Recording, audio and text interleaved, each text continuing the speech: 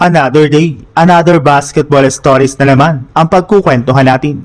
At ngayon nga ay pag-uusapan natin ang balitang magkakaproblema nga na po ang OKC Thunder kay Chet Holmgren at ang balitang pagsali ni Klay Thompson sa Los Angeles Lakers. Sinabi na nga po ni SGA na hindi nga na po dapat i-trade ng OKC Thunder si Chet Holmgren sa darating na offseason kahit man hindi naging maganda ang kanyang performance laban si Spurs lalo na sa kanyang katapat na si Victor Wembanyama. Kaya malinaw nga po na mananatili pa rin ito sa kanilang lineup sa susunod na season. Pero hindi rin naman nga po kumbinsido sa naging desisyon na ito ng OKC Thunder ang NBA analyst na si Stephen A. Smith.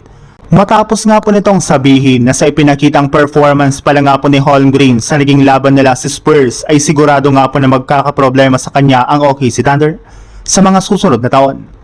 Kita nga pong na-mental block si Holmgren sa tuwing mas malaki at mas malakas ang kanyang katapat sa ilalim ng basket.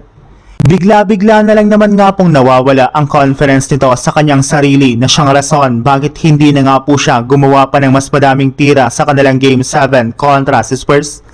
At posible nga po na mangyari pa itong muli kay Chet Holmgren sa kanilang mga susunod na game sa susunod na taon.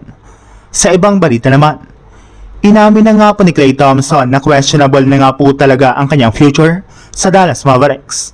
Bagamat man nga po meron pa siyang natitirang taon sa kanyang kasalukuyang kontrata sa team, ay hindi na rin naman nga po malabo na i-trade siya ng Dallas sa ibang team o di kay siya na mismo ang kusang umalis sa Dallas Mavericks. Hindi na rin naman nga po align ang plano ng kampo ni Klay at ang front office ng Mavs. Sa madaling salita, magiging available na nga po talaga si Klay Thompson sa trade market ngayong season, kaya may ilang mga teams na rin naman nga po nagkaka-interest na sa veteran superstar.